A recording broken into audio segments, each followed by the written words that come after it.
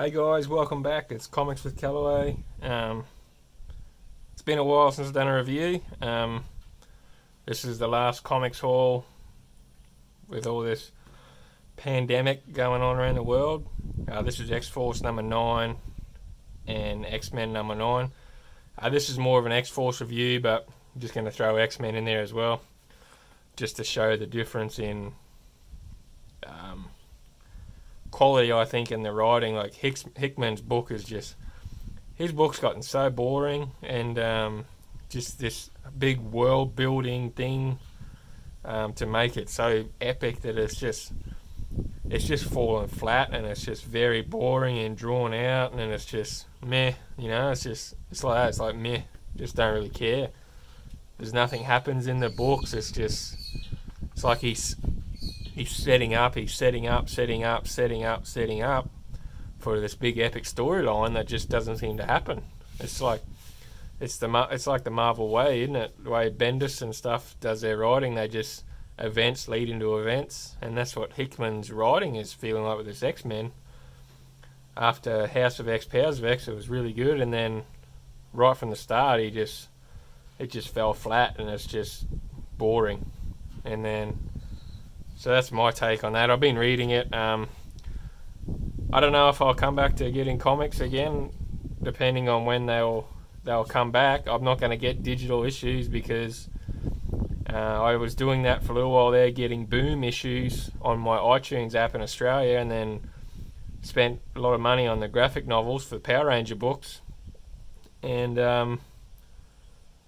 overnight, Boom Studios pulled their Australian iTunes app, and I lost all my comics that I hadn't had a chance to read. So that ruined it for me for digital, so I'll never go digital again. And with the way comics are going in the current climate, depending on how long this epidemic lasts, it might break the habit and may not come back. I'll probably just write my own books.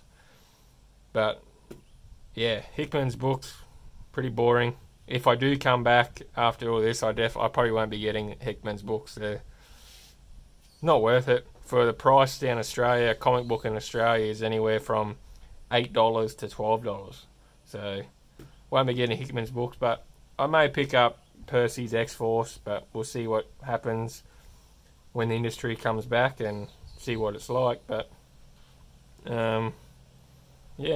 Anyway, let's get into it. I've read this book. I was bit of a tangent there, but let's just get into it. One thing really annoyed me about this book after I worked out what it was. I really liked the cover, so I was just sitting there for a good 10 minutes just looking at the cover. I really liked it, and I noticed up here it looked like the page was printed crooked. So that's sort of, I was like, oh, right, I did in my OCD. And then when I opened the book, I realised this. The actual book is cut crooked. So the book isn't cut straight. So, like, you get a book that goes like that. It's not a square book. It's a... So, it... yeah, that was just one thing that sort of annoyed me a little bit. And with the price of comic books in Australia, I don't know whether this is Marvel's quality assurance, where they're not checking it, or where this is the printer, whether it's just my book, or whether multiple people have got this. Like, you look at it here, the thing is cut crooked. Like, it's a good centimeter cut out of whack. So you get this comic book in your collection and it's not even cut square. So that sort of pissed me off a bit. Marvel's books are very lacking in quality lately. They're not, for the price of them, they're not good quality. But anyway, that's enough rants and tangents. Let's get into this book. Percy's books his storytelling has been really good. It's been like the only book that sort of felt like it followed House of X, Powers of X. The art by Cassera has been really good right from the start, from issue 1. And this book, it starts, it's pretty funny. Wolverine and that are drinking, and they're spinning the bottle, and then whoever it lands on, they got to put the claws through their head. Oh, that was pretty funny. Benjamin Percy, his story has been good. When it's funny, it needs to be funny. It's funny, and it doesn't come across as crappy.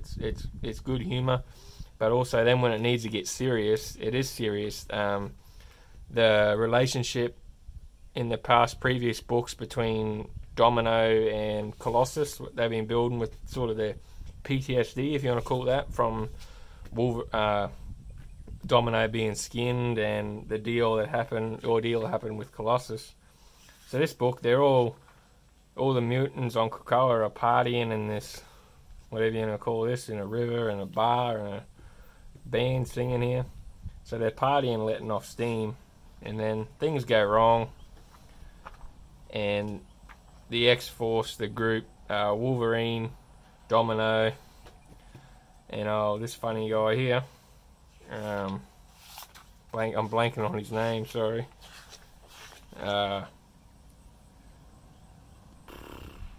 Kid Omega, I don't know why I was blanking on his name. So they're sent to South America to go down there because the world has lost communication with the South American country, Terra Verde, or however you pronounce that. And when they go there, they get stuck in the gate. They hit the gate and they can't get through. So Wolverine puts his claws through it, and then it comes back out with blood, and they realise that blood, it's a few days old.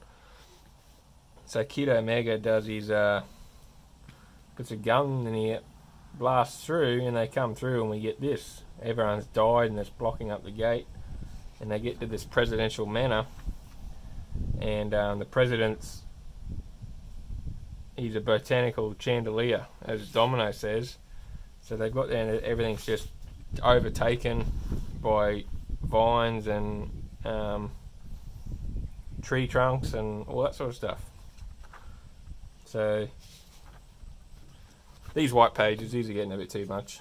I don't know about you, but I get sick of reading them.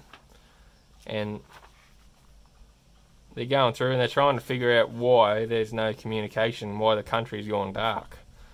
And then they get there and they reveal this. And they've figured out what it is, and it's they've lost communication with Beast too while they're down there. Their comms are down, and they're trying to get a hold of Beast because he's their eyes, and they're screaming for him. And Kid Omega says, "Request backup. Terra Verde, however you pronounce it, isn't a hostile country. It's an angry god." Really good book. So they've gone down to South America to find out what's going on down there. They ended up, the country, I think, it ended up broke, so they had no choice to sign the treaty with the mutant nation because they were a poor state, and the world had lost contact with the country in South America. So the mutants went down there to find out what's going on, and they've got down there, and they found that the country, has been taken over by these vines, and people have died, and things like that. And then it ends with this. I'm guessing it's called a. It's like a. Where's the page? It's a Black Panther or something, or a panther, lion, tiger, whatever it is. And it ends with it's an angry god, and then that's how it ends. So, really good story. Did like it. Benjamin Percy, his books from 1 to 9, he hasn't had a bad book. His story's been good. Domino, she's had a really good arc in the last 3 issues with her PTSD, and that was the other thing at the start of this book. At the end of issue 8. Domino died in Russia with Colossus, and she said she always wanted, when she come back brought to life, she wanted to be brought back with her memories and her struggles of being skinned alive and all that sort of stuff. But then when she died, she's been brought back now, and now she doesn't have the memories.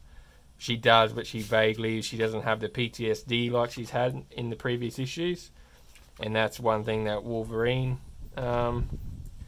says to her, and he says, he's talking to Domino about is she okay, and she says, he was like, I was under the impression that you were going to take all that pain and weaponize it because she's come back without her memories, and she's like, do you really want me to be like you? And he says, I want you to be you, that's all. You're acting like you're fixed, but you were never broken. And she's so that's going to be another interesting plot to see where that goes, but who knows when we'll be able to get the next issue, whether it's digital or physical. I won't get digitals, as I said. I got burned and lost all my digital books. And this down here in Australia, we're in lockdown now too, and it could be months. They're saying 6 months down here at least. So depending on when the comic book industry starts up again with the diamond issues and things like that, we'll wait and see. But this was a good way to, if this was going to be the last book for a while, I know they didn't plan on ending it like this, but it was a good book to finish on. It wasn't like it was a crappy book. It was really good, really enjoyed it, much better than the X-Men. And yeah, that's it, guys. Thanks for watching. Please like and subscribe, share my videos. Much appreciate the support. Follow me on Twitter, comics_Callaway, Callaway with a K, not a C. And yeah, thanks, guys.